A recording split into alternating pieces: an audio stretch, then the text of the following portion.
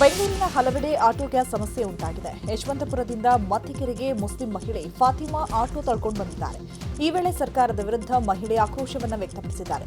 ಯಾವ ಕಡೆ ಹೋದ್ರೂ ಗ್ಯಾಸ್ ಇಲ್ಲ ಅಂತಾರೆ. ಮನೆಗೆ ಸಂಸಾರ ನಡೆಸೋದು ಹೇಗೆ? ಎಲ್ಲೂ ಗ್ಯಾಸ್ ಸಿಗ್ತಿಲ್ಲ. ಓಟ್ ಕೇಳೋಕ್ ಬರ್ತಾರೆ, ಆದ್ರೆ ಈಗ ಯಾರೂ ಕೇಳ್ತಿಲ್ಲ ಅಂತ ಆಕ್ರೋಶವನ್ನು ವ್ಯಕ್ತಪಡಿಸಿದ್ದಾರೆ. ತಳ್ಕೊಂಡು ಬಂದಿದ್ದೀವಿ. ರಾಮ ಹಾಸ್ಪಿಟಲ್ಗೆ ಹೋದ್ರೆ ಅಲ್ಲಿನೂ ಗ್ಯಾಸ್ ಇಲ್ಲ ಅಂದ್ರು. ಈಗ ನಮ್ಮ ಮನೆದು ಸಂಸಾರ ಹೇಗೆ ನಡಿಬೇಕು? ನಮ್ದು ಇರೋದು ಒಂದು ಆಟೋಲಿ ನಾವು ಕಲೆಕ್ಷನ್ ಕೊಡ್ಬೇಕಲ್ಲ. 500-600 ರೂಪಾಯಿ ದುಡಿತೀವಿ. ಅದರಲ್ಲಿ ಕಲೆಕ್ಷನ್ 300-350 ರೂಪಾಯಿ ಕೊಡ್ತೀವಿ ನಾವು. ಮತ್ತೆ ಮನೆ ಸಂಸಾರ ಹೇಗೆ ನಡೆಯೋದು? ಎಷ್ಟು ದಿವಸ ತಂಗ ಮಕ್ಕಳಿಗೆ ಇದು ಮಾಡ್ಕೊಂಡಿರ್ತಾರೆ. ತಳ್ಕೊಂಡು ಬಂದಿದ್ದೀನಿ. ನಾನು ಹಿಂದೆ ತಳ್ಕೊಂಡು ಬಂದಿದ್ದೀನಿ. ಕಲಾಸಿಪಾಳ್ಯದ ಆಟೋ ಎಲ್ಪಿಜಿ ಬಂಕ್ನಲ್ಲಿ ಗ್ಯಾಸ್ ಖಾಲಿಯಾದರೂ ಆಟೋ ಚಾಲಕರು ಗ್ಯಾಸ್ಗಾಗಿ ಕಾದು ನಿಂತಿದ್ದಾರೆ. ಬಂಕ್ನಲ್ಲಿ ಗ್ಯಾಸ್ ಇಲ್ಲ ಅಂತ ಚಾಲಕರಿಗೆ ಹೇಳಿದ್ರೂ ಕೇಳದೆ ಚಾಲಕರು ಗ್ಯಾಸ್ಗಾಗಿ ಪಟ್ಟು ಹಿಡಿದು ಕುಳಿತಿದ್ದಾರೆ. ಗ್ಯಾಸ್ ಅಭಾವದಿಂದಾಗಿ ಜೀವನ್ ಭೀಮಾನಗರ್ ಬಂಕ್ನಲ್ಲೂ ಗ್ಯಾಸ್ ಸಮಸ್ಯೆ ಉಂಟಾಗಿದೆ. ಗ್ಯಾಸ್ಗಾಗಿ ರಸ್ತೆಯಲ್ಲಿ 2 ಬದಿಯಲ್ಲಿ ಆಟೋಗಳು ಕ್ಯೂ ನಿಂತಿವೆ. ಇನ್ನು ಬೆಂಗಳೂರು ದಕ್ಷಿಣ ಭಾಗದಲ್ಲಿ 20ಕ್ಕೂ ಹೆಚ್ಚು ಆಟೋ ಎಲ್ಪಿಜಿ ಬಂಕ್ ಬಂದ್ ಆಗಿದೆ. ಬಂಕ್ ಮುಂದೆ ನೋ ಸ್ಟಾಪ್ ಬೋರ್ಡ್ ಹಾಕಲಾಗಿದೆ. ಗ್ಯಾಸ್ ಖಾಲಿಯಾಗಿದೆ ಅಂದರೂ ಆಟೋ ಚಾಲಕರು ಬಂಕ್ ಮುಂದೆಯೇ ಕಾದು ಕುಳಿತಿದ್ದಾರೆ. ಬಳ್ಳಾರಿಯಲ್ಲಿ ಬಾಣಂತಿ ಹಾಗೂ ನವಜಾತ ಶಿಶುವನ್ನ ಕರೆತಂದಿದ್ದ ಆಟೋ ಚಾಲಕ ಗ್ಯಾಸ್ಗಾಗಿ ಪರದಾಡಿದ್ದಾರೆ. ಗ್ಯಾಸ್ ಇಲ್ಲದೆ 5-6 ಕಿಲೋಮೀಟರ್ ಆಟೋ ತಳ್ಕೊಂಡು ಬಂದಿದ್ದು ಗ್ಯಾಸ್ ಬಂಕ್ಗೆ ಬಂದಿದ್ದಾರೆ. ಆದರೆ ಇಲ್ಲಿಯೂ ಗ್ಯಾಸ್ ಸಿಗ್ತಿಲ್ಲ. ಬಾಣಂತಿಗೆ ಹೋಲಿಕೆ ಬಿಚ್ಚಿಸಲು ಹೋಗ್ತಿದ್ದೇವೆ, ಆದರೆ ಗ್ಯಾಸ್ ಇಲ್ಲದೆ ಸಮಸ್ಯೆ ಉಂಟಾಗಿದೆ ಅಂತ ಹೇಳಿದ್ದಾರೆ. ಸಿಲಿಂಡರ್ಗಾಗಿ ಗ್ಯಾಸ್ ಗೋಡೌನ್ ಮುಂದೆ ಗ್ರಾಹಕರು ಕಾದು ಕುಳಿತ ಘಟನೆ ಬಳ್ಳಾರಿಯ ಕುರುಗೋಡು ತಾಲೂಕಿನ ಕೋಳೂರು ಗ್ರಾಮದಲ್ಲಿ ನಡೆದಿದೆ. ಈ ವೇಳೆ ಸಿಲಿಂಡರ್ ತುಂಬಿದ ವಾಹನ ಬಂದ ಕೂಡಲೇ ಅಡುಗೆ ಅನಿಲ ಪಡೆಯಲು ಸಾರ್ವಜನಿಕರು ಹರಸಾಹಸ ಪಟ್ಟಿದ್ದಾರೆ. ಫುಡ್ ಕೋರ್ಟ್ ವ್ಯಾಪಾರಿಗಳಿಗೂ ಗ್ಯಾಸ್ ಸಿಲಿಂಡರ್ ಸಮಸ್ಯೆ ಎದುರಾಗಿದೆ. ಹಾಸನದ ಫುಡ್ ಕೋರ್ಟ್ ಹೋಟೆಲ್ನಲ್ಲಿ ಗ್ಯಾಸ್ ಇಲ್ಲದೆ ಮಾಲೀಕರು ಪರದಾಡಿದ್ದಾರೆ. ಈ ಬಗ್ಗೆ ಮಾಧ್ಯಮಗಳಿಗೆ ಮಾತನಾಡಿದ ಫುಡ್ ಕೋರ್ಟ್ ವ್ಯಾಪಾರಿಗಳು, 1 ದಿನ ಅಂಗಡಿ ತೆಗೆದ್ರೆ 1 ವಾರ ರಜೆ ಮಾಡುವ ಪರಿಸ್ಥಿತಿ ಇದೆ. ಫುಡ್ ಕೋರ್ಟ್ ಹೋಟೆಲನ್ನೇ ನಂಬಿ ಜೀವನ ಮಾಡ್ತಿದ್ದೇವೆ. ಇದನ್ನ ಬಿಟ್ರೆ ಬೇರೆ ವೃತ್ತಿ ನಮಗೆ ಗೊತ್ತಿಲ್ಲ. 16 ವರ್ಷಗಳಿಂದ ರಸ್ತೆ ಬದಿ ಹೋಟೆಲ್ ಮಾಡ್ಕೊಂಡು ಬರ್ತಾ ಇದ್ದೀವಿ. ಕಮರ್ಷಿಯಲ್ ಗ್ಯಾಸ್ಗೆ ಭಾರಿ ಸಮಸ್ಯೆಯಾಗಿದೆ. ಆದಷ್ಟು ಬೇಗ ಸಮಸ್ಯೆ ಬಗೆಹರಿಸುವಂತೆ ಹೋಟೆಲ್ ವ್ಯಾಪಾರಿಗಳು ಮನವಿ ಮಾಡಿದ್ದಾರೆ. ಗ್ಯಾಸ್ ಸಿಗದಿರೋದ್ರಿಂದ ಸಖತ್ ಪ್ರಾಬ್ಲಮ್ ಆಗ್ತಿದೆ. ಇನ್ನೊಂದು ಮನೆದು ಗ್ಯಾಸು ಸಿಗ್ತಾ ಇಲ್ಲ. ಇನ್ನು ಕಮರ್ಷಿಯಲ್ದು ಇನ್ನೂ ಪ್ರಾಬ್ಲಮ್ ಆಗಿದೆ. ಅದ್ರದಂತೂ ಕೇಳಂಗೆ ಇಲ್ಲ. ಇನ್ನು ಅದನ್ನ ಇಟ್ಕೊಂಡೇ ವ್ಯಾಪಾರ ಮಾಡಬೇಕು. ಇನ್ನು ಮನೆ ತಂದು ಇಲ್ಲಿ ಇಟ್ಕೊಂಡ್ರೆ ಈಗ ಅವ್ರವ್ರು ಬಂದು ಇದು ಮಾಡ್ತಾರೆ. ಸಖತ್ ಹಿಂಸೆ ಆಗ್ಬಿಡುತ್ತೆ. ಈಗ ಹೆಂಗಾಗೈತೆ ಅಂದ್ರೆ 1 ದಿನ ವ್ಯಾಪಾರ ಮಾಡೋದು 8 ದಿನ ಬಾಕ್ಲಾಕೋದು, ಈ ತರ ಆಗಿದೆ. ಗ್ಯಾಸ್ ಸಮಸ್ಯೆ ಇದೆ. ನಾವು 15 ಗಾಡಿ ಹಾಕಿ ಇವತ್ತು ಓಪನ್ ಮಾಡಿದೀವಿ. ಇವತ್ತು ಹಾಕಿ ನಾಳೆ ಹಾಕ್ತಿವಿ. ಇನ್ನು ಕ್ಲೋಸ್ ಮಾಡ್ಬೇಕು ಸರ್. ಸಿಲಿಂಡರ್ ಇಲ್ಲ ನಮ್ಮ ಹತ್ರ. ಒಲೆ ರೆಡಿ ಮಾಡ್ತಾ ಇದೀವಿ. ನಾವು ಒಲೆಯಲ್ಲಿ ಓನರ್ ಬೇರೆ ರೆಡಿ ಮಾಡಂಗಿಲ್ಲ. ಸ್ವಲ್ಪ ಪ್ರಾಬ್ಲಮ್ ಇದೆ, ಮಾಡಬೇಡಿ ಅಂತಾರೆ. ಅದನ್ನ ಕಷ್ಟ ಆಗಿದೆ. ಗಾಡಿ ಹಾಕಕ್ ಆಗ್ತಿಲ್ಲ. ಇನ್ನೇನು ಸ್ವಲ್ಪ ಜನ ಕುಕ್ಕುಟೋದ್ಯಮಕ್ಕೂ ಕೊಲ್ಲಿ ಯುದ್ಧದ ಎಫೆಕ್ಟ್ ತಟ್ಟಿದೆ. ಹೊರದೇಶಗಳಿಗೆ ಕೋಳಿ ಮೊಟ್ಟೆ ರಫ್ತು ಸ್ಥಗಿತವಾಗಿದೆ. ಉತ್ಪಾದನೆ ಹೆಚ್ಚಳವಾದ ಪರಿಣಾಮ ಏಕಾಏಕಿ ಮೊಟ್ಟೆ ಬೆಲೆ ಕುಸಿತವಾಗಿದೆ. 1 ತಿಂಗಳಲ್ಲಿ 2 ರಿಂದ 3 ರೂಪಾಯಿ ಕುಸಿತವಾಗಿದೆ. 7 ರೂಪಾಯಿ ಇದ್ದ ಮೊಟ್ಟೆ ಬೆಲೆ 4 ರೂಪಾಯಿಗೂ ಇಳಿದಿದ್ದು ಪೌಲ್ಟ್ರಿ ಉದ್ಯಮಕ್ಕೂ ಕೂಡ ಭಾರಿ ಹೊಡೆತ ಬಿದ್ದಿದೆ. ಹೀಗಾಗಿ ಚಾಮರಾಜನಗರದಲ್ಲಿ ಮೊಟ್ಟೆ ವ್ಯಾಪಾರ ಮಾಡುವ ವ್ಯಾಪಾರಿ ತಮ್ಮ ಕಷ್ಟ ಹೇಳಿಕೊಂಡಿದ್ದಾರೆ. ಈಗ ಯುದ್ಧ ಸ್ಟಾರ್ಟ್ ಆಗಿದ್ದರಿಂದ ಮೊಟ್ಟೆ ವ್ಯಾಪಾರಕ್ಕೆ ಜನಗಳಿಗೆ ಅನಾನುಕೂಲ ಆಗಿದೆ. ರೈತರಿಗೆ ಮುಖ್ಯವಾಗಿ ವರ್ತಕರಿಗೆ ಹಾಗೂ ಎಲ್ಲರಿಗೂ ಅನಾನುಕೂಲ ಆಗಿದೆ. ಈ ಸಂದರ್ಭದಲ್ಲಿ ಮಾರುಕಟ್ಟೆಯಲ್ಲಿ ಮೊಟ್ಟೆಯ ಪ್ರೊಡಕ್ಷನ್ ಜಾಸ್ತಿ ಆಗಿರೋದ್ರಿಂದ, ಬೇಸಿಗೆ ಬಂದಿರೋದ್ರಿಂದ ಹಾಗೂ ಬೇಸಿಗೆಯಲ್ಲಿ ಜನ ಮೊಟ್ಟೆ ತಿನ್ನೋದು ಇಂಡೇಟ್ ಹಾಕುವ ಭಾವನೆ ಇರೋದ್ರಿಂದ ಮೊದಲು ನವೆಂಬರ್-ಡಿಸೆಂಬರ್ ತಿಂಗಳಲ್ಲಿ 7 ರೂಪಾಯಿವರೆಗೂ ಮೊಟ್ಟೆ ಧಾರಣೆ ರೀಚ್ ಆಗಿತ್ತು. ಈಗ ದೇಶೀಯ ಮಾರುಕಟ್ಟೆಯಲ್ಲಿ ಮೊಟ್ಟೆ ಧಾರಣೆ ಅಧಿಕವಾಗಿ ಕಂಡು ಬಂದಿದ್ದು, ಈಗ ಪ್ರಸ್ತುತ ಯುದ್ಧ ಹಾಗೂ ಬೇಸಿಗೆಯಲ್ಲಿ ಸ್ಕೂಲು, ಕಾಲೇಜು, ಅಂಗನವಾಡಿಗಳೆಲ್ಲ ಕುಸಿತವಾಗಿ ಬಂದಾಗಿರೋ ಕಾರಣ, ಹೋಟೆಲಲ್ಲಿ ಗ್ಯಾಸ್ ಸಿಗದಿರೋ ಕಾರಣ ಸಡನ್ ಆಗಿ ಈ ಸಮಸ್ಯೆ ತಂದಿರೋದ್ರಿಂದ ಸದ್ಯದ ಪರಿಸ್ಥಿತಿಯಲ್ಲಿ ಮೊಟ್ಟೆ ಧಾರಣೆ ಕಮ್ಮಿ ಆಗಿದ್ದು, ಇದರಿಂದ ರೈತರಿಗೆ, ವರ್ತಕರಿಗೆ ಸುಮಾರು ಜನ ಇದನ್ನು ನಂಬಿಕೆ ಪರೋಕ್ಷವಾಗಿ ಸುಮಾರು ಜನಕ್ಕೆ ತೊಂದರೆ. ಗ್ಯಾಸ್ ಸಮಸ್ಯೆ ಕುರಿತು ದೇವನಹಳ್ಳಿಯಲ್ಲಿ ಸಚಿವ ಕೆಎಚ್ ಮುನಿಯಪ್ಪ ಮಾತನಾಡಿದ್ದು, ಯುದ್ಧದ ಮಧ್ಯೆಯೇ ಇಷ್ಟೆಲ್ಲ ರಾದ್ಧಾಂತ ನಡೀತಾ ಇದೆ. ಇನ್ನೂ ಕೂಡ ಯುದ್ಧ ನಿಂತಿಲ್ಲ. ಚುನಾವಣೆ ಇರೋದ್ರಿಂದ ಅಧಿಕಾರಿಗಳನ್ನು ಕರೆಸಿ ಮೀಟಿಂಗ್ ಮಾಡಲಿಕ್ಕೆ ಆಗಲಿಲ್ಲ. 5ನೇ ತಾರೀಕು ಸಾಧ್ಯವಾದರೆ ಮೀಟಿಂಗ್ ಮಾಡ್ತೇನೆ. 25ನೇ ದಿನಕ್ಕೆ ನಗರದಲ್ಲಿ, 45 ದಿನಕ್ಕೆ ಹಳ್ಳಿಯಲ್ಲಿ ಸಿಲಿಂಡರ್ ಕೊಡಲಾಗ್ತಾ ಇದೆ. ಅದರಲ್ಲಿ ಏನೂ ತೊಂದರೆ ಇಲ್ಲ. ಇದರಲ್ಲಿ ವಿನಾಕಾರಣ ಗೊಂದಲ ಸೃಷ್ಟಿಯಾಗಿದೆ. ಆಟೋ ಗ್ಯಾಸ್ನಲ್ಲಿ 3,000 ಸಿಲಿಂಡರ್ ದಿನ ಕೊಡ್ತಾ ಇದ್ದೀವಿ. ಆಟೋದವರು ಪ್ರತಿನಿತ್ಯ ಖಾಸಗಿಯವರ ಬಳಿ ತೆಗೆದುಕೊಳ್ತಾ ಇದ್ರು. ಈಗ ರೇಟ್ ಜಾಸ್ತಿ ಆಗಿದೆ ಅಂತ ಇಲ್ಲಿಗೆ ಬಂದಿದ್ದಾರೆ. ಹೆಚ್ಚು ಹಣ ತಗೊಂಡ್ರೆ ಕ್ರಮ ಕೈಗೊಳ್ತೀವಿ ಅಂತ ಹೇಳಿದರು. ಗ್ಯಾಸ್ ನೋಡಪ್ಪ, ಯುದ್ಧ ನಡೀತಾನೆ ಇದೆ, ಯುದ್ಧ ನಿಲ್ತಿಲ್ಲ, ಆದರೂ ಕೂಡ ಸ್ವಲ್ಪ ಮಟ್ಟಿಗೆ ನಡೀತಾ ಇದೆ. ನಾನು ಈ ಎಲೆಕ್ಷನ್ ನಡೀತಾ ಇರೋದ್ರಿಂದ ಅವ್ನು ಕರೆಸಿ ಮೀಟಿಂಗ್ ಮಾಡೋಕ್ಕಾಗಲಿಲ್ಲ. ನಾನು ನಾಳೆ 5ನೇ ತಾರೀಕು ಸಾಧ್ಯವಾದರೆ ಕರೆಸಿ ಮಾತಾಡಿ ಸ್ಟೇಜ್ ಏನು ಅಂತ. ಬಟ್ ನಿಮಗೆ 25 ದಿನಕ್ಕೆ ಟೌನಲ್ಲಿ ಕೊಡ್ತಾರೆ, 45 ದಿನಕ್ಕೆ ಹಳ್ಳಿಗಳಲ್ಲಿ ಕೊಡ್ತಾರೆ. ಅದ್ರದ್ದೇನು ತೊಂದರೆ ಇಲ್ಲ. ಅಲ್ಲಿ ಗೊಂದಲ ವಿನಾಕಾರಣವಾಗಿ ಸೃಷ್ಟಿ. ಮಧ್ಯಪ್ರಾಚ್ಯದಲ್ಲಿ 34ನೇ ದಿನವೂ ಯುದ್ಧ ನಡೀತಾ ಇದ್ದು ಇರಾನ್ನ ಎಸ್ಫಹಾನ್ ಮೇಲೆ ಅಮೆರಿಕ ಭೀಕರ ದಾಳಿ ಮಾಡಿದೆ. ಇರಾನ್ IRGC ಮಿಸೈಲ್ ಬೇಸ್ ಗುರಿಯಾಗಿಸಿ ದಾಳಿ ಮಾಡಿದ್ದು ಅಮೆರಿಕ ದಾಳಿಗೆ ಇಡೀ ಪ್ರದೇಶ ಹೊತ್ತಿ ಉರಿದಿದೆ.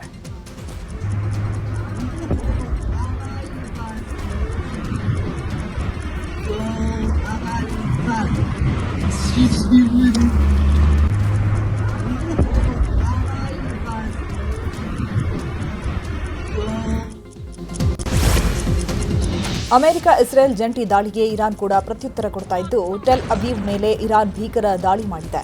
ಅಮೆರಿಕದ ವಾಯುನೆಲೆಗಳ ಮೇಲೆಯೇ ಗುರಿಯಾಗಿಸಿ ಇರಾನ್ ದಾಳಿ ಮಾಡ್ತಾ ಇದ್ದು ಟೆಲ್ ಅವೀವ್ ಮೇಲೆ ಮಿಸೈಲ್ ದಾಳಿ ಮಾಡಿದ್ದು ಭೀಕರ ದಾಳಿಗೆ ಟೆಲ್ ಅವೀವ್ ಜನರು ಬೆಚ್ಚಿ ಬಿದ್ದಿದ್ದಾರೆ. ದಾವಣಗೆರೆಯಲ್ಲಿ ಸಿಎಂ ಸಿದ್ದರಾಮಯ್ಯ ಕಾಂಗ್ರೆಸ್ ಅಭ್ಯರ್ಥಿ ಪರವಾಗಿ ಭರ್ಜರಿ ಕ್ಯಾಂಪೇನ್ ನಡೆಸಿದ್ದಾರೆ. ಈ ನಡುವೆಯೇ ನಗರದಲ್ಲಿರುವ ದುರ್ಗಾಂಬಿಕಾ ದೇವಸ್ಥಾನದಲ್ಲಿ ಸಿಎಂ ವಿಶೇಷ ಪೂಜೆ ಸಲ್ಲಿಕೆ ಮಾಡಿದ್ರು. ಇದಾದ ಬಳಿಕ ವೀರಭದ್ರೇಶ್ವರ ದೇಗುಲಕ್ಕೂ ಸಿಎಂ ಭೇಟಿ ನೀಡಿ ದೇವರ ದರ್ಶನ ಪಡೆದುಕೊಂಡಿದ್ದಾರೆ. ಒಂದು ಲಕ್ಷ ಮತ್ತು ಕುರಿ ಕೋಳಿ ಎಲ್ಲ ದುರ್ಗಮ್ಮಂತೆ ಅದಕ್ಕೆ ಶಾಂತಿ ಆಗೈತಲ್ಲ ಊರು. ಅಣ್ಣ ಇದು ಇವ್ರ ಫ್ಯಾಕ್ಟ್ರಿ ಅಂತಾರೆ, ನಾವು ದೊಗ್ಗಟ್ಟಿ ಮಲ್ಲಿಕಾರ್ಜುನ ಅವರು ಅಲ್ಲಿಂದಾನೆ ಅಮ್ಮ ಬಂದಿರೋದು ದೊಗ್ಗತ್ತಿ ಅಂತ. ಇದಾದ ಬಳಿಕ ಸಿಎಂ ಸಿದ್ದರಾಮಯ್ಯ ದರ್ಗಾಗೂ ಭೇಟಿ ಕೊಟ್ಟರು. ಹಳೇಪೇಟೆಯ ಇತಿಹಾಸ ಪ್ರಸಿದ್ಧ ದರ್ಗಾಗೆ ಸಿಎಂ ಭೇಟಿ ನೀಡಿ ಪ್ರಾರ್ಥನೆ ಸಲ್ಲಿಸಿದ್ದಾರೆ.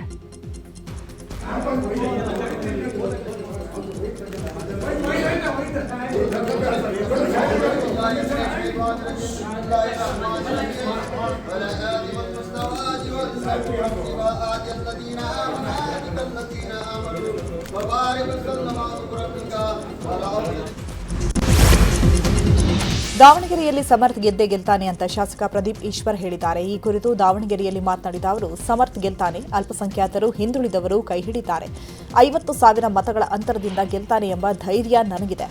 ಮೊದಲಿನಿಂದಲೇ ಜನರಿಗೆ ಪರಿಚಿತ, ನನ್ನ ಇಮೇಜ್ ನಾನು ಕಟ್ಕೊಂಡಿದ್ದೇನೆ. ಶಾಮನೂರು ಶಿವಶಂಕರಪ್ಪ ಕೊಡುಗೆ ನೋಡಿ ಮತ ಹಾಕಿ ಅಂತ ಮನವಿಯನ್ನ ಮಾಡಿದ್ದಾರೆ. ಮೈನಾರ್ ಅಲ್ಪಸಂಖ್ಯಾತರು, ಹಿಂದುಳಿದವರು, ದಲಿತರು ನಮ್ಮ ಸಮರ್ಥನ ಕೈ ಹಿಡಿತಾರೆ. ನಮ್ಮ ಸಮರ್ಥದ ಕ್ರಮ ಸಂಖ್ಯೆ 3 ದಯವಿಟ್ಟು ದಾವಣಗೆರೆ ದಕ್ಷಿಣ ಜನತೆ ಆ ಹುಡುಗನಿಗೆ ಆಶೀರ್ವಾದ ಮಾಡಿ ಒಂದು 50,000 ಮೆಜಾರಿಟಿಯಲ್ಲಿ ಆ ಹುಡುಗ ಗೆಲ್ತಾನೆ ಅಂತ ನನಗೆ ನಂಬಿಕೆ ಇದೆ ಸರ್. ದಾವಣಗೆರೆ ಎಲೆಕ್ಷನ್ ಅನ್ನೋದು ಪಕ್ಕಕ್ಕಿಟ್ಟರೆ ನಾನೊಬ್ಬ ಮೋಟಿವೇಶ್ನಲ್ ಸ್ಪೀಕರ್. ಕರ್ನಾಟಕದಲ್ಲಿ ನನ್ನ ಮೋಟಿವೇಶನ್ ಕೋಟಿಗಳಗಟ್ಟಲೆ ರೀಲ್ಸ್ ಆಗಿದೆ, ವ್ಯೂಸ್ ಆಗಿದೆ. ಮೊದಲಿಂದ ಆ ಇಮೇಜ್ನ ನಾನು ಬಿಲ್ಡ್ ಮಾಡಿಕೊಂಡೇ ಬಂದಿದ್ದೆ. ಸೊ ನಮ್ಮ ಸಮರ್ಥನ ಗೆಲ್ಲಿ ಬಿಡಿ, ಅಟ್ಲೀಸ್ಟ್ ನನ್ನಿಂದ ಒಂದು ಓಟ್ ಎಕ್ಸ್ಟ್ರಾ ಬಂದರೂ ನಮ್ಮ ಸಮರ್ಥಗೆ ಅನುಕೂಲನೇ ತಾನೆ. ದಾವಣಗೆರೆ ದಕ್ಷಿಣ ಕ್ಷೇತ್ರದಲ್ಲಿ ಬಿಜೆಪಿ ಅಭ್ಯರ್ಥಿ ಶ್ರೀನಿವಾಸ ದಾಸಕರಿಯಪ್ಪ ಪರ ಬಿಜೆಪಿ ನಾಯಕರು ಭರ್ಜರಿ ಪ್ರಚಾರ ಮಾಡುತ್ತಿದ್ದಾರೆ. ವಿಪಕ್ಷ ನಾಯಕ ಆರ್ ಅಶೋಕ್, ಮಾಜಿ ಸಚಿವ ಶ್ರೀರಾಮುಲು ತಾಲೂಕಿನ ಹದಡಿ, ಹೊಸ ನಾಯಕನಹಳ್ಳಿ, ಕೈದಾಳೆ ಗ್ರಾಮದಲ್ಲಿ ಮತಯಾಚನೆ ಮಾಡ್ತಾ ಇದ್ದಾರೆ. ಇನ್ನು ಮಾಜಿ ಸಿಎಂ ಸದಾನಂದ ಗೌಡ, ಮಾಜಿ ಸಂಸದ ಸಿದ್ದೇಶ್ವರ, AY ನಾರಾಯಣಸ್ವಾಮಿ ಕೂಡ ಮನೆ ಮನೆಗೆ ತೆರಳಿ ಮತಯಾಚನೆ ಮಾಡಿದ್ದಾರೆ. ದಾವಣಗೆರೆ ದಕ್ಷಿಣ ಉಪಚುನಾವಣೆ ಹಿನ್ನೆಲೆ ಬಿಜೆಪಿ ನಾಯಕರು ಸುದ್ದಿಗೋಷ್ಠಿ ನಡೆಸಿದ್ದಾರೆ. ಈ ವೇಳೆ ಮಾತನಾಡಿದ ಬಿ ಶ್ರೀರಾಮುಲು, ಉಪಚುನಾವಣೆಯಲ್ಲಿ ಎರಡೂ ಕಡೆ ಕಾಂಗ್ರೆಸ್ಗೆ ಸೋಲುವ ಭೀತಿ ಇದೆ ಎಂದಿದ್ದಾರೆ. ಇನ್ನು ಅಹಿಂದ ಬಿಜೆಪಿ ಪರ ಇದೆ ಅಂತ ಸದಾನಂದ ಗೌಡ ಹೇಳಿದ್ದಾರೆ. ಇನ್ನು ಛಲವಾದಿ ನಾರಾಯಣಸ್ವಾಮಿ ಕೂಡ ಪ್ರತಿಕ್ರಿಯಿಸಿದ್ದಾರೆ. ಮಾಡ್ತಾರೆ, ಸಿದ್ದರಾಮಯ್ಯ ಗೊತ್ತಿದೆ. ಎಲ್ಲೋ ಒಂದು ಕಡೆ ಈ ಎರಡು ಉಪಚುನಾವಣೆಗಳಲ್ಲಿ ಬಾಗಲಕೋಟೆ, ದಾವಣಗೆರೆ ಸೌತ್ ಅಲ್ಲಿ ನಾವು ಸೋಲ್ತಾ ಇದ್ದೀವಿ. ಈ ದಾವಣಗೆರೆಯಿಂದ ಶ್ರೀನಿವಾಸ್ ದಾಸಕರಿಯಪ್ಪರು ಬಿಜೆಪಿ ಅಭ್ಯರ್ಥಿಯವರು ಎಲ್ಲರೂ ಒಂದಾಗಿ ಒಗ್ಗಟ್ಟಾಗಿ ಚುನಾವಣೆ ಮಾಡ್ತಾರೆ ಇರೋಂಥ ಕಾರಣದಿಂದ ಸನ್ಮಾನ್ಯ ರಾಜ್ಯದ ಮುಖ್ಯಮಂತ್ರಿಗಳಿಗೆ, ಕಾಂಗ್ರೆಸ್ಸಿನ ಪಾರ್ಟಿಗೆ ಸೋಲಿನ ಭೀತಿ ಪ್ರಾರಂಭ ಆಗಿಬಿಟ್ಟಿದೆ. ಉಪಮುಖ್ಯಮಂತ್ರಿಗಳಂತ DK ಶಿವಕುಮಾರ್ ಅವ್ರ ಮೇಲೆ ಎಷ್ಟು ಭಯ ಇದೆನೋ, ಭಾರತೀಯ ಜನತಾ ಪಾರ್ಟಿ ಅಂದ್ರೆ ಅಷ್ಟೇ ಭಯಗಳು ಸಿದ್ದರಾಮಯ್ಯರಿಗೆ ಆಗಿದೆ. ಮುಖ್ಯಮಂತ್ರಿ, ಉಪಮುಖ್ಯಮಂತ್ರಿಗಳು ರಾಜ್ಯದ ಆಡಳಿತವನ್ನು ಮರೆತು ತಮ್ಮ ಕುರ್ಚಿಗಾಗಿ ಕಾಳಗ ಮಾಡ್ತಾ ಇರುವಂಥದ್ದು ಎಲ್ಲವನ್ನು ನೋಡೋದಕ್ಕೆ ಒಂದು ನಾವು ತಿಲಾಂಜಲಿ ಹಾಕಬೇಕು. ಪ್ರಾಯಶಃ ಈ ಎರಡು ಕ್ಷೇತ್ರಗಳ ಚುನಾವಣೆ ಭಾರತೀಯ ಜನತಾ ಪಾರ್ಟಿ ಗೆಲುವು ಕಾಂಗ್ರೆಸ್ಸಿಗೂ ಪಾಠ ಕಲಿಸ್ತದೆ, ಜನತೆಯ ಹಿತದೃಷ್ಟಿಯಿಂದಲೂ ಒಳ್ಳೆಯದಾಗ್ತದೆ ಅಂತ ನಾನು. ಬಿಜೆಪಿ ಅಭ್ಯರ್ಥಿ ವೀರಣ್ಣ ಚರಂತಿಮಠ ಪರ ಯತ್ನಾಳ್ ಪ್ರಚಾರ ವಿಚಾರವಾಗಿ ವಿಜಯಪುರದಲ್ಲಿ ಮಾತನಾಡಿದ ಸಚಿವ ಎಂ ಬಿ ಪಾಟೀಲ್, ಯತ್ನಾಳ್ ವಾಪಸ್ ಬಿಜೆಪಿಗೆ ಹೋಗೋಕೆ ನಾಟಕ ಮಾಡ್ತಾ ಇದ್ದಾರೆ ಅಂತ ಹೇಳಿದ್ದಾರೆ. ಯಾರು ಕ್ಯಾಂಡಿಡೇಟು ಅವ್ರು ಸುಮ್ಮನೆ ಅದಲ್ಲ, ಇದೆಲ್ಲ ನಾಟಕ. ಸುಮ್ಮನೆ ಅವ್ರಿಗೆ ವಾಪಸ್ ಬಿಜೆಪಿಗೆ ಹೋಗೋದಿದೆ. ಇಲ್ಲಿ ಆಗ್ತಾ ಇರುವಂಥ ಚರಂತಿಮಠ ಅವರು ಯಡಿಯೂರಪ್ಪನವ್ರದ್ದು, ಕಾರಜೋಳ ಅವ್ರ ಕ್ಯಾಂಡಿಡೇಟ್ ಅವರು. ಚರಂತಿಮಠ ಯಾರು ಕ್ಯಾಂಡಿಡೇಟು? ಯಡಿಯೂರಪ್ಪನವ್ರ ಫಾಲೋವರು. ಯಡಿಯೂರಪ್ಪ ಮತ್ತು ಕಾರಜೋಳ ಅವರ ಆ ಟೀಮ್ ಅದು, ಮತ್ತು ಅವ್ರ ಪ್ರಚಾರಕ್ಕೆ ಇವ್ರು ಹೊಂಟಿದ್ದಾರೆ. ಸುಮ್ಮನೆ ವಾಪಸ್ ಬಿಜೆಪಿಗೆ ಹೋಗೋದಿದೆ. ಸುಮ್ಮನೆ ನೇರವಾಗಿ ಹೇಳಲ್ಲ. ಸುಮ್ಮನೆ ಯಾಕೆ ನಾಟಕ? ಯಡಿಯೂರಪ್ಪನ ಮಗ ಅನ್ನೋದು. ಯಡಿಯೂರಪ್ಪ ಮಗನ ನೇತೃತ್ವ ಚುನಾವಣೆ ನಡೀತಾ ಇದೆ ವಿಜೇಂದ್ರದ್ದು. ಇನ್ನು ಅಲ್ಲಿ ದಾವಣಗೆರೆಗೆ ಇದ್ದದ್ದು ಯಡಿಯೂರಪ್ಪ ಕ್ಯಾಂಡಿಡೇಟ್ ಅಲ್ಲ, ಅದು ಸಿದ್ದೇಶ್ವರ ಕ್ಯಾಂಡಿಡೇಟ್. ಇದು ಯಡಿಯೂರಪ್ಪ ಅವ್ರ ಕ್ಯಾಂಡಿಡೇಟು, ಅದು ಸಿದ್ದೇಶ್ವರ ಕ್ಯಾಂಡಿಡೇಟ್. ಸ್ವಲ್ಪ ಹೌದು. ಮತ್ತೆ ಇವ್ರು ಸುಮ್ಮನೆ ನಾಟಕ, ಯಡಿಯೂರಪ್ಪ ಮಗ ಅನ್ನೋದು, ಅವ್ರ ವಿಜೇಂದ್ರ ನೇತೃತ್ವದ ಚುನಾವಣೆಯಲ್ಲಿ ಇವರು ಪ್ರಚಾರಕ್ಕೆ ಹೋಗೋದು. ಸುಮ್ಮನೆ ಬಿಟ್ಬಿಡ್ಲಲ್ಲ, ಹೇಳಿ ವಾಪಸ್ ನಾನು ಕರ್ಕೋರಿ ಬಿಜೆಪಿಯಾಗ ಅಂತ ಹೇಳೋ, ಕೈ ಮುಗೋದು, ಏನೇನು ಮಾಡೋದು ಮಾಡಿ. ಎಂ ಬಿ ಪಾಟೀಲ್ ಹೇಳಿಕೆಗೆ ವಿಜಯಪುರದಲ್ಲಿ ಮಾತನಾಡಿದ ಯತ್ನಾಳ್, ಇದು ನನಗೆ ಉಚ್ಚಾಟನೆ ಮಾಡಿಸಿದವರ ಚುನಾವಣೆ ಅಲ್ಲ, ಬಿಜೆಪಿ ಚುನಾವಣೆ. ನಾನು ಬಿಜೆಪಿಗೆ ಸೇರಿಸ್ಕೊಳ್ಳಿ ಅಂತ ಯಾರು ಕೈಕಾಲು ಹಿಡಿದಿಲ್ಲ ಅಂತ ಹೇಳಿದರು. ಯಾವಾಗೂ ಈಗ ನಾನು ಉಚ್ಚಾಟನೆ ಮಾಡಿಸಿದವರು ಯಾರು? ಅವ್ರದಂತೂ ಚುನಾವಣೆ ಇಲ್ಲ. ಇದು ಭಾರತೀಯ ಜನತಾ ಪಾರ್ಟಿ ಚುನಾವಣೆ. ಮತ್ತು ವೀರಣ್ಣ ಚರಂತಿಮಠ ನಮ್ಮ ಅತ್ಯಂತ ಆತ್ಮೀಯ. ನಮ್ಮ ಕಷ್ಟ ಸುಖದಾಗ ಯಾವಾಗಲೂ ನಮ್ಮ ಜೊತೆಗಿದ್ದಾರೆ. ಯಾವುದೋ ಒಂದು ಕುಟುಂಬದ ಸಲುವಾಗಿ ನಾನು ಪಕ್ಷಕ್ಕೆ ದ್ರೋಹ ಮಾಡೋದು ಅಥವಾ ನನಗೆಲ್ಲ ಉಪಕಾರ ಮಾಡಿದಂಥ ಜನರಿಗೆ ನಾವು ದ್ರೋಹ ಮಾಡಿದ್ರೆ ರಾಜಕಾರಣ ಮಾಡೋದ್ರಿಗೆ ಅರ್ಥ ಇಲ್ಲ. ಅವರು ಎಂ ಪಿ ಪಾಟೀಲ್ ಸ್ವಾಭಿಮಾನಿ ಇದ್ರಿ. ಇಲ್ಲಿ ಒಬ್ಬ ಹಚ್ಚಡ ಶಿವಾನಂದ ಮಂತ್ರಿ ಅದನ್ನ ಬಾಗೇವಾಡಿ, ಅಲ್ಲಿಗೂ ಅವರು ಪ್ರಚಾರಕ್ಕೆ ಹೋಗಬಾರ್ದು. ಯಾಕಂದ್ರೆ ಅಲ್ಲಿ ಬಬಲೇಶ್ವರನ ಹಚ್ಚಡೋದು ತಮ್ಮಂದೇ ಮಾಡ್ತಾರೆ ಎಲೆಕ್ಷನ್. ಹೀಗಾಗಿ ಎಂ ಪಿ ಪಾಟೀಲ್ ಸ್ವಾಭಿಮಾನ ಮತ್ತು ಅವ್ರಿಗೆ ಮೋಸ ಮಾಡಿದ್ರೆ ಅವರು ಹೋಗಬಾರ್ದು. ಯಾಕಂದ್ರೆ ಎಂ ಪಿ ಪಾಟೀಲ್ ಸೋಲಿಸ್ಬೇಕಾಗ್ತದೆ. ಅಲ್ಲಿ ಅಣ್ಣ ರಾತ್ರಿ 1 ಗಂಟೆಗೆ ಸುಖದಾರಿಯಾಗಿ ಹೋಗಿ ಪ್ರಚಾರ ಮಾಡೋಣ ಎಂ ಪಿ ಪಾಟೀಲ್ ಅಂತ. ಹಾಗಾದ್ರೆ ಸ್ವಾಭಿಮಾನ ಇದ್ದ ಎಂ ಪಿ ಪಾಟೀಲ್ರೆ ನೀವು ಅಲ್ಲಿ ಹೋಗಬೇಡ ನಾ ಅವರಿಗೆ. ಬಾಗಲಕೋಟೆ ಬೈ ಎಲೆಕ್ಷನ್ ಅಖಾಡಕ್ಕೆ ಯತ್ನಾಳ್ ಎಂಟ್ರಿ ಕೊಟ್ಟಿದ್ದಾರೆ. ಬಿಜೆಪಿ ಅಭ್ಯರ್ಥಿ ವೀರಣ್ಣ ಚರಂತಿಮಠ ಪರವಾಗಿ ಯತ್ನಾಳ್ ಬಸವೇಶ್ವರ ಶಿಕ್ಷಣ ಸಂಸ್ಥೆ ಸಭಾಂಗಣದಲ್ಲಿ ಪ್ರಚಾರ ಸಭೆ ಮಾಡಿದ್ದಾರೆ. ಪಕ್ಷದ ಶಾಲು ಬ್ಯಾನರ್ ಇಲ್ಲದೆ ಪ್ರಚಾರ ಸಭೆಯಲ್ಲಿ ಯತ್ನಾಳ್ ಭಾಗಿಯಾಗಿದ್ದು, ಪಂಚಮಸಾಲಿ ಮುಖಂಡರು, ವಿದ್ಯಾರ್ಥಿಗಳ ಜೊತೆ ಯತ್ನಾಳ್ ಸಭೆ ನಡೆಸಿದ್ದಾರೆ. ಇದಾದ ಬಳಿಕ ಮಾತನಾಡಿದ ಯತ್ನಾಳ್, ಚರಂತಿಮಠ ಜೊತೆ ನನಗೆ ಒಳ್ಳೆಯ ಸಂಬಂಧ ಇದೆ. ನನ್ನ ಸ್ವಾಭಿಮಾನ, ನನ್ನ ಪಕ್ಷ ಇದೆ. ಸಿದ್ದರಾಮಯ್ಯ ಪರ ಪ್ರಚಾರ ಮಾಡುವುದು ನನ್ನ ಧರ್ಮ ಅಲ್ಲ. ನಾನು ಪಕ್ಷಕ್ಕೆ ದ್ರೋಹ ಮಾಡಲ್ಲ ಅಂತ ಹೇಳಿದ್ದಾರೆ. ಮತ್ತು ನಾವೆಲ್ಲ ಬಿ ಜೆ ಪಿಯಿಂದ ಉಚ್ಚಾಟನೆ ಆದ್ರೂ ಸಹಿತ ನಾವೆಲ್ಲ ಆತ್ಮೀಯರೇ ಇದೀವಿ. ಎಲ್ಲರೂ ಕೂಡ ಬಿ ಜೆ ಪಿ ಎಲ್ಲ ನಾಯಕರು ಕೂಡ ನಮ್ಗೆ ಒಳ್ಳೆಯ ಸಂಬಂಧ ಇದೆ. ನಾವೆಲ್ಲ ವಿಧಾನಸಭೆಯಲ್ಲಿ ಆಗಲಿ, ನಮ್ಮ ವಿರೋಧ ಪಕ್ಷ ನಾಯಕರಾಗಲಿ, ನಮ್ಮ ಪಕ್ಷದ ಅನೇಕ ಮುಖಂಡರಾಗಲಿ, ನಾವೆಲ್ಲ ಕೂಡ ಯಾವ ರೀತಿ ಮಾತಾಡಬೇಕು, ಯಾವ ವಿಷಯ ತೊಗೋಬೇಕು ಅನ್ನೋದು ನಾನು ವಿಶ್ವಾಸ ತೊಗೊಂಡೇ ಮಾತಾಡ್ತಾರೆ. ನಮ್ದೇನಿದ್ರು ಹಿಂದುತ್ವ ಪರವಾಗಿ. ಇವತ್ತು ಕರ್ನಾಟಕದಲ್ಲಿ ಕಾಂಗ್ರೆಸ್ ಸರ್ಕಾರ ಏನಿದೆ, ಇದು ಒಂದು ಕೇವಲ ಮುಸ್ಲಿಮರ ಪರವಾಗಿರುವ ಸರ್ಕಾರ. ನೀವು ನೋಡ್ರಿ, ಅವ್ರ ಬಜೆಟ್ ನೋಡಿಬಿಟ್ರೆ ಯಾವ ಸಮಾಜಕ್ಕೂ ಏನೋ ನ್ಯಾಯ ಇಲ್ಲ. ಹಿಂದುಳಿದ ಸಮಾಜಕ್ಕಿಲ್ಲ, ದಲಿತ ಸಮಾಜಕ್ಕಿಲ್ಲ, ಉಳಿದ ಲಿಂಗಾಯತರು, ಮರಾಠ, ಕ್ಷತ್ರಿಯ, ಬ್ರಾಹ್ಮಣರು ಎಲ್ಲ ಸಮಾಜಗಳಿಗೂ ಯಾವುದೇ ನ್ಯಾಯ ಈ ಸರ್ಕಾರದಿಂದ ಸಿದ್ದರಾಮಯ್ಯನೂ ಸಿಕ್ಕಿಲ್ಲ. ವಿಧಾನಸಭೆ ಉಪಚುನಾವಣೆಯಲ್ಲಿ ಚರಂತಿಮಠರು ಮತ್ತು ನಮ್ಮದು ವೈಯಕ್ತಿಕವಾಗಿ ಒಳ್ಳೆಯ ಸಂಬಂಧ ಇದೆ. ಅವರು ನಮ್ಮ ಕಷ್ಟ ಕಾಲದಲ್ಲಿ ನಮಗೇನೇ ತೊಂದರೆ ಆದಾಗ ಎಲ್ಲ ಆರ್ಥಿಕವಾಗಿ ಸಹಾಯ ಮಾಡ್ಯಾರ. ಸಚಿವ ಜಮೀರ್ ಅಹ್ಮದ್ಗೆ ಎಐಸಿಸಿಯಲ್ಲಿ ಸ್ಥಾನ ನೀಡಲಾಗಿದೆ. ಅಲ್ಪಸಂಖ್ಯಾತರ ಘಟಕದ ಸಲಹಾ ಮಂಡಳಿ ಸದಸ್ಯರಾಗಿ ನೇಮಕ ಮಾಡಲಾಗಿದೆ. ಕಾಂಗ್ರೆಸ್ ನಾಯಕ ಕೆಸಿ ವೇಣುಗೋಪಾಲ್ ನೇಮಕ ಮಾಡಿ ಆದೇಶ ಹೊರಡಿಸಿದ್ದಾರೆ. ಜಮೀರ್ ಜೊತೆಗೆ ಸಚಿವ ಕೆಜೆ ಜಾರ್ಜ್, ರಾಜ್ಯಸಭಾ ಸದಸ್ಯ ನಾಜಿರ್ ಹುಸೇನ್, ಮಾಜಿ ಕೇಂದ್ರ ಸಚಿವ ರೆಹಮಾನ್ ಖಾನ್, ಶಾಸಕ ಎನ್ಎ ಹ್ಯಾರಿಸ್ಗೂ ಸ್ಥಾನಮಾನ ನೀಡಿದ್ದಾರೆ.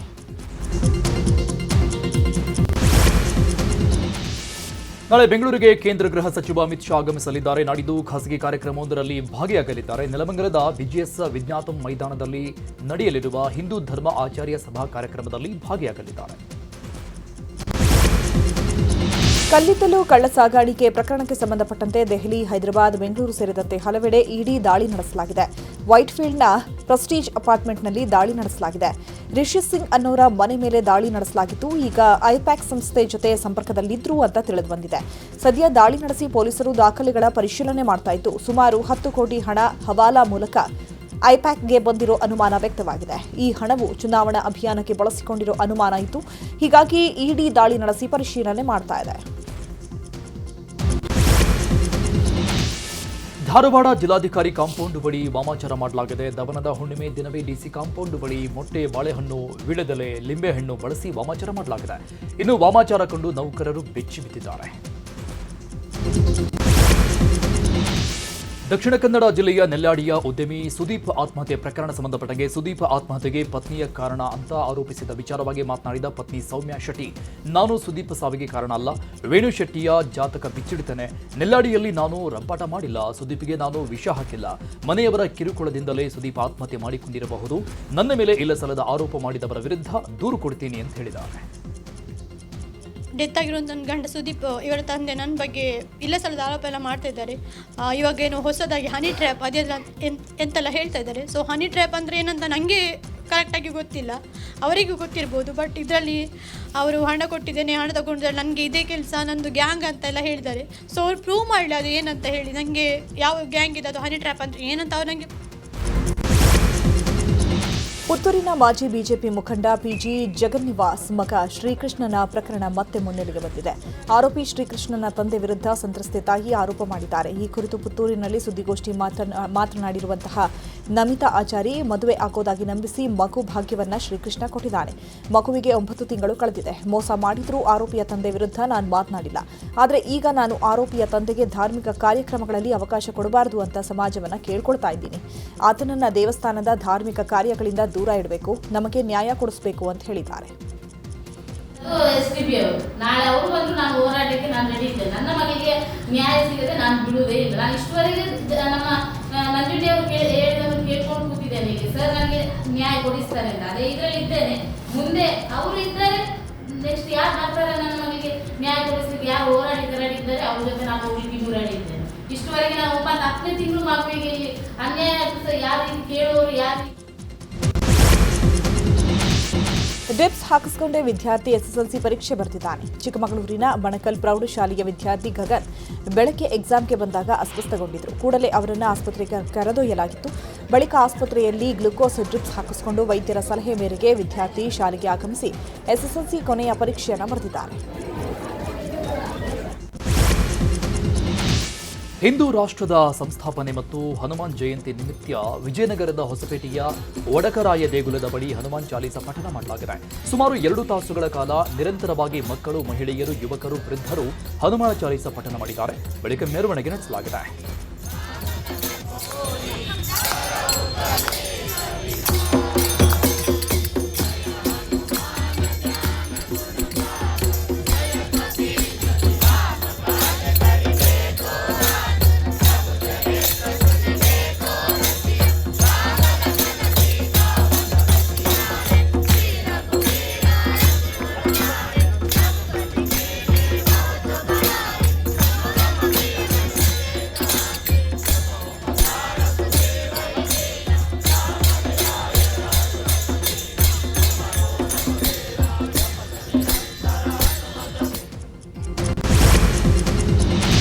ಮೈಸೂರಿನ ಟಿ ನರಸೀಪುರದಲ್ಲಿ ಶ್ರೀ ಮಹಾಲಕ್ಷ್ಮಿ ಸಮೇತ ಗುಂಜ ನರಸಿಂಹಸ್ವಾಮಿ ಅದ್ದೂರಿ ಬ್ರಹ್ಮ ರಥೋತ್ಸವ ನಡೆದಿದೆ. ಕಾವೇರಿ ಕಪಿಲ ಸ್ಫಟಿಕ ಸರೋವರ ಸಂಗಮ ತಟದಲ್ಲಿ ರಥೋತ್ಸವ ನಡೆದಿದ್ದು, ರಥೋತ್ಸವಕ್ಕೆ ತಹಸೀಲ್ದಾರ್ ಸುರೇಶ್ ಆಚಾರ್ ಚಾಲನೆ ನೀಡಿದ್ದಾರೆ. ಇನ್ನು ರಥ ಎಳೆಯುವ ಮೂಲಕ ಭಕ್ತರು ಭಕ್ತಿ ಸಮರ್ಪಿಸಿದ್ದಾರೆ.